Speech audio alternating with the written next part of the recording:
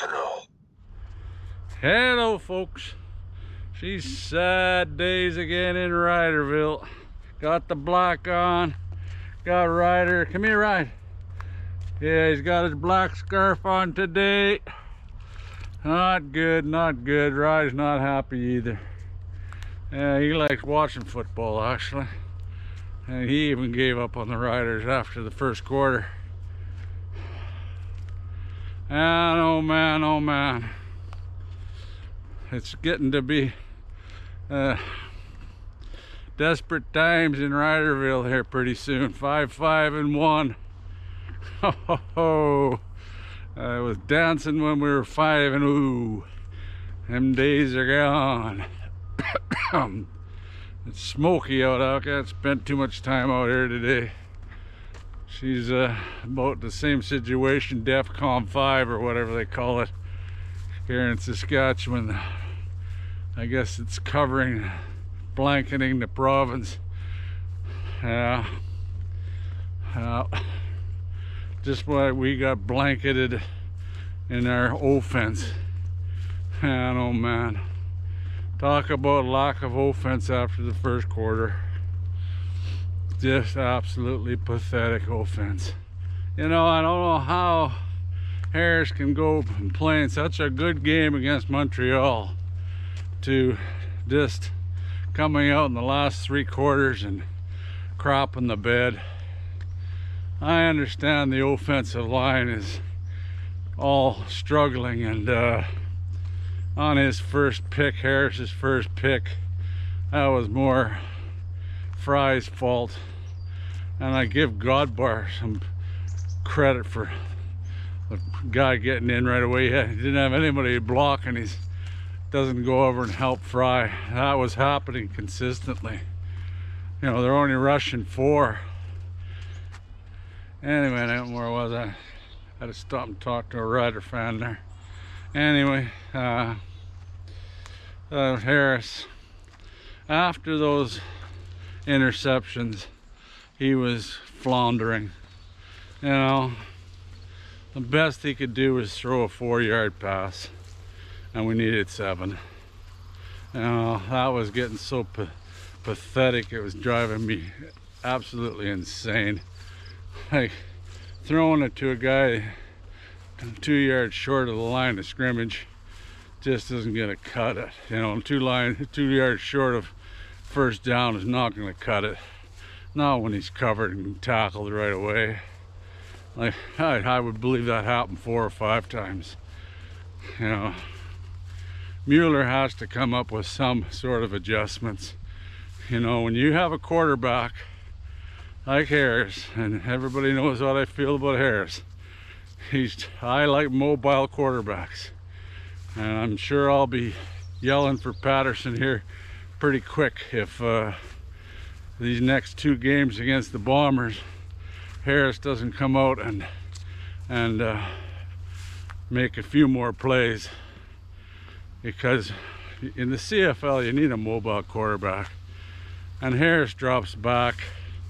You know, it's like his feet are stapled to the AstroTurf, and the teams know that, and they just bull rush. And Harris is not even moving away from the bull rush. You know, he has to just move a little bit, and he gets rid of the ball for a 2-yard pass. No, there has to be some adjustments made by Mueller. And what else in this game? Oh, what a poor clock management at the end of the game. Holy Christ. Mace, why in the hell? Well, I wondered what, I'm thinking of the timeout that he called that because the clock was running out. That ended up costing us. You know, he should have just ran the clock out and went for overtime. You know, and we lose it to a rouge. Man, oh man. My thought on the rouge is they should take it away from field goals. I said that ages ago already, years back already. you know, a missed field goal, you shouldn't get a point from missing the getting it in the posts, you know. It's crazy. You know, like, I still think they should be able to run it back, which is exciting, but you still shouldn't have to give up a point, especially in BMO Field. You know, lots of places, I mean, their field is shorter. You know, I'm pretty sure they got shorter end zones, which even makes it easier to kick it out through the end zone. You know, punt it, you know. It comes down to it, just on a punting play. I guess it's the same sort of thing. I don't know, imagine they're going to change that. It's a Canadian Football League thing.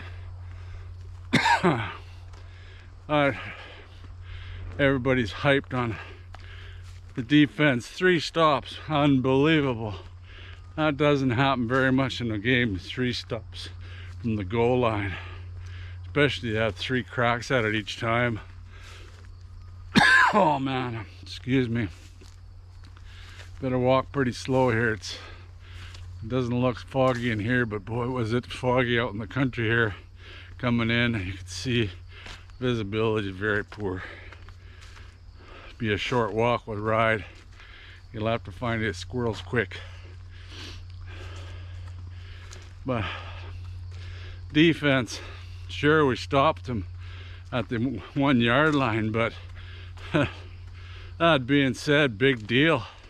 You know, it just shows you that we weren't really in the game at all. We just ended up with bad field position and we couldn't move the ball. We're lucky to be within 1 point, to tell you the truth. They could have rattled up a lot of points this game, and we couldn't move the ball out of the goal line. Corsack made one fantastic kick to get us out of trouble in one of them, but that can't happen every bloody time either. Yeah, the defense just giving up too many yards. We had very few 2-and-outs. They had possession longer and moved the ball downfield pretty easily till they got within close range. We had to make stops earlier. Otherwise, this is going to be a short season and we won't make the playoffs again here if we keep continuing the way we're going. Like we had the game 1. Toronto takes a stupid penalty, in fact, and makes it 3rd and 15, and they make the first down. There's about 2 minutes left to play. We probably win the game if we stop them. But the closest guy to the guy that catches him is still another 5 yards deep. I haven't had a chance to replay the game yet, see what else went wrong, but you can't have you only rushed, pretty sure you only rushed 3 on that play, but your DBs can't be 24 yards deep when they need 17. You know, you gotta cover in front of the first yardsticks. I don't care if you get beat long, who gives a crap? You gotta make them throw that ball. I wouldn't rush 3 there either. I'd have rushed an extra guy and pressured Kelly to get it out before they can get 17 yards deep. You know, play closer, but they must drop back into a bloody 2 deep zone, and good God, they're way too deep. They're crazy. Like, prevent defense, boo, boo, boo. You know, yeah, it's just, it can't happen. That was terrible. Like I said, we're lucky we're in that game. I know I complained about the command center, but they helped us out this game. So did the refs, as far as I'm concerned. They weren't against Sask in this game. Like, the calls were correct that they called. You know, he did, that pass he did drop it, and and then he challenges the pass interference, which, as far as I can see, Toronto guys, they thought, even the commentators that do Toronto games thought that was pass interference. But as far as I'm concerned, both of them were fighting for the ball in that one. And then Sales, on the one he get called on, it's identical to the play the week before. They're just doing a little hand fighting. But like I said, that's what they've been calling in the CFL. And plus, we got away with it. A couple of dimwitty would have had his challenge left. He would have won a couple against Deontay Williams there. He was in early a couple times. So the refs basically helped us out. Otherwise, would have been down even more. Well, I have to keep this one pretty short here. I don't know if you can pick it up in the camera, but she's even shows smoky here in the trees. I better get myself the hell indoors. Anyway, I never had a chance to replay the game. I forgot to tape the damn thing. Usually I tape every game in the CFL. I forgot to set the timer on this one. Maybe it's a good thing. But I'd like to look back. You know, Mueller has to find a way to do adjustments, because on the fly they seem to exactly know what we're going to do, even on the running plays. Like, we have to have some run pass option plays. On the touchdown there was a fake to the running back, you know, and I can't remember later on. They just, you know, not very good running game, and I understand, like, we're hurting big time on the old line, and Fry just didn't do it. I didn't hear much about the new guy playing out there. Like I said, I haven't had a chance to watch it over, but with a quarterback that just drops back, and maybe he has to drop back farther, because they're just bull rushing and pushing the blockers right into the quarterback, you know, and he doesn't have much time. You know, we need some guys back. If we can get Schwebler back at least.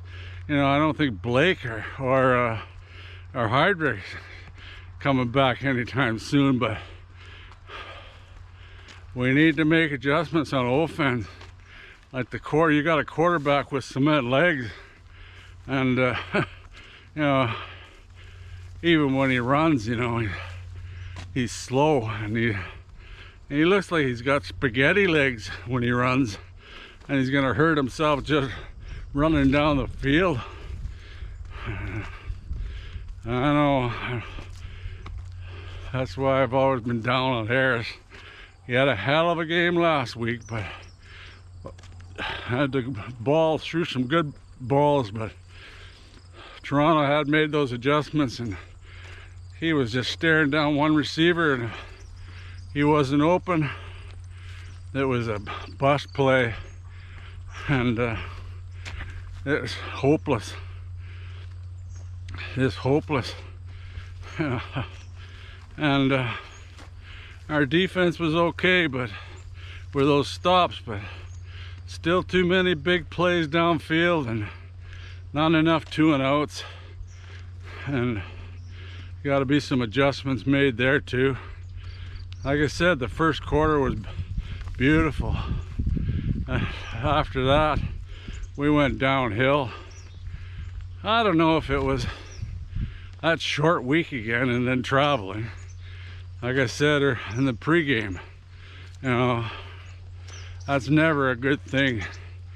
And I noticed right off the bat there, especially in the even early in this second half, linemen, you know, after the play were no hustle whatsoever. They were hunched over and trying to get their breath basically. And that's just a sign of not enough rest. Can't blame it on that. But it's not a good thing when you've got, you know, tired guys out there. But we need some guys to get back if we can. Sooner the better. I don't think they'll be back for the Bombers games. And of course, we're playing them back to back. And my God, not looking good. Bombers are on the upswing and we're on the downswing trend. We have to pull it out of our asses here soon, because the rest of the teams are coming on, including the Elks. We have to turn it around like the Elks did, and otherwise we're going to be on the outside looking in here real quick, that's for sure. Anyway, I better get back to the truck and get inside. Smoke's killing me here. I got no breath whatsoever. And I'll try to get back to you here earlier than just a pregame if I get a chance to look at this game some more. That's all I can remember for now. We need to get our asses in gear, folks, or we're in trouble. We're in DEFCON 100 here pretty soon. Code blue, code blue. That's gonna happen to me here, this goddamn blue smoke. Anyway, till next time, go Riders go.